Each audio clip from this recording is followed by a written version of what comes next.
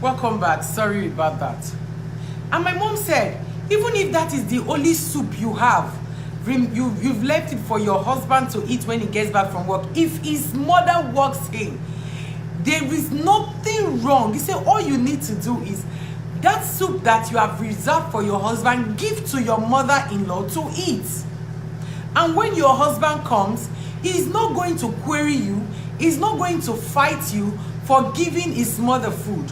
You can actually say, honey, please, can you just manage this gari while I prepare something else for you to eat, because mama had to eat when she came in.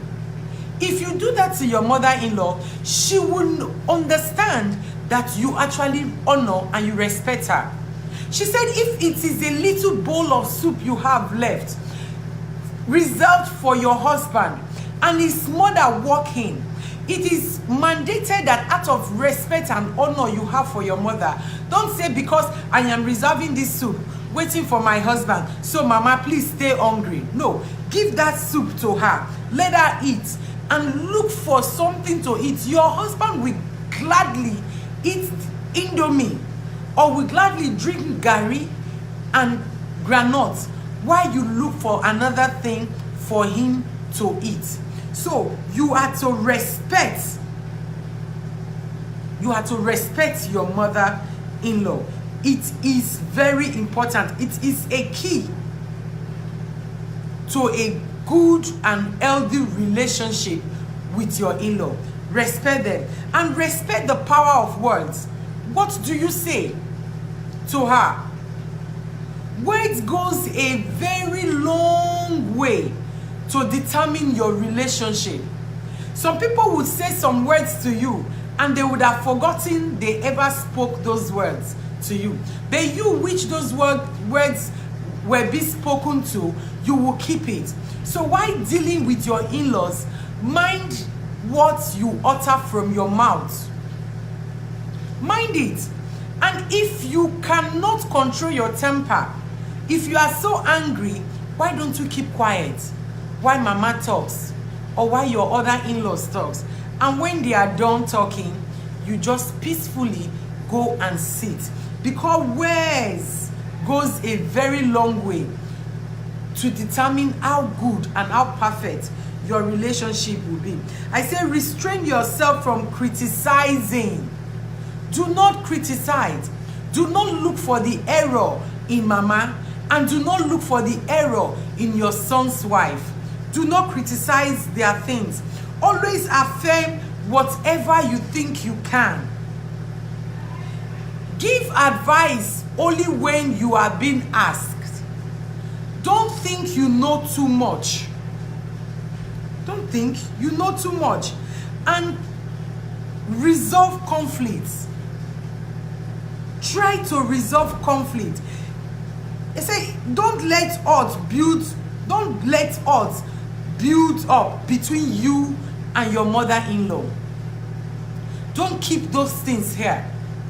You know, even though sometimes you have misunderstanding, there's still some times where you are all rosy and all happy together.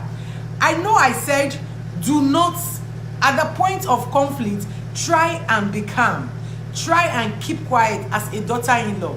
But at that point where everything is all rosy, all sweeting, and you are happy with mama is happy with you, you are playing, you can just jokingly say, mama, sorry about that thing. No, that thing I didn't actually mean it the way it came out. I didn't actually say it the way it came out.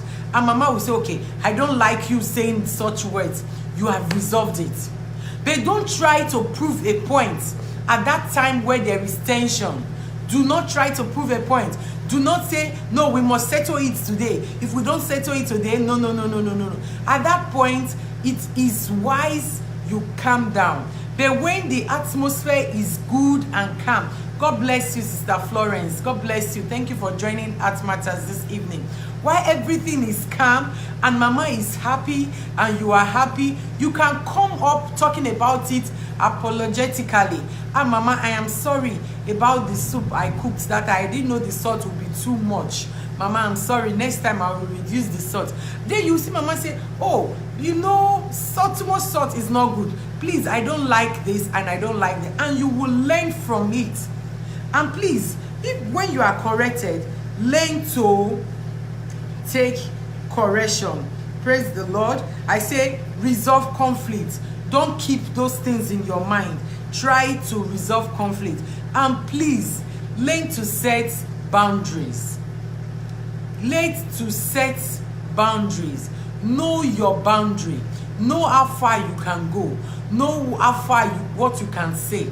Know what you can do. As time goes on, when you build a relationship with your daughter-in-law and your mother-in-law, you begin to know the things Mama expects of you, and Mama will begin to see the things that you expect of her. And if we respect each other's boundaries, then there will be peace. Now then there will be love and there will be harmony. And the man in question that these two wonderful women are in love with will live a healthy and a peaceful and a productive life. With this point, I know that you will be able to build good relationship if we follow these things. Love your mother, bless her, build a healthy relationship, mind what the words you utter, mind the things you say to her, and learn to resolve issues. And of course, set boundaries. Know how far you can go and know where you are going too much. Know when you are going beyond your boundaries, and try to retrace your step. And quickly before I go, I want to answer a question that somebody sent in our private chat. He said, I told him I'm not going to call his name, but I know this will help others as we learn. He said, I am the youngest in my family, and my wife always complained that I am the reason why she's being insulted by my sisters. What do I do? Now, this is very delicate question.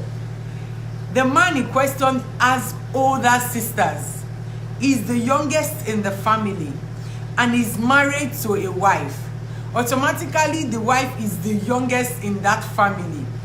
And so the wife, she feels her sister-in-laws treat her badly, and the husband is the cause of that. Yes, I will agree with you, my brother. I will agree with your wife partially, my brother. You sometimes contribute to the way your wife is being treated by your family. You will say, how? How do you treat your wife in the presence of your family? The way you treat your wife in the presence of your family determines how your family will treat your wife. If you don't treat her with respect, if you don't show to them that you adore and you love your wife, they will treat her equally like a piece of rag. I am not saying go to tell your elder ones, treat my wife right, no. You start demonstrating that your wife means the world to you. Show them that you love your wife. Show them that you appreciate your wife. And if you do so, they in turn will begin to emulate you and treat your wife in the same way.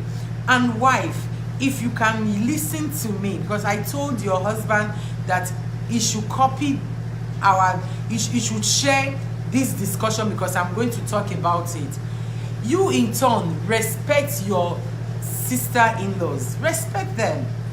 Respect is reciprocal. When you respect them as older sisters, as big sisters, they will in turn begin to respect you. It's a two-way thing. Don't say they hate you. They don't hate you. They are only trying to exercise that authority that they are your husband's older sister. And by so doing, if you love them, if you respect them, if you pray for them, you see that you both will begin to work together and you will have a peaceful and a good marriage. My brother, love your wife. in the presence of your sisters, and they will in turn love and respect your wife. As I see you next time, we'll still talking about dealing with in-laws in marriage. God bless you. Thank you for being part of Heart Matters. I remain Joy Mukoro. Bye.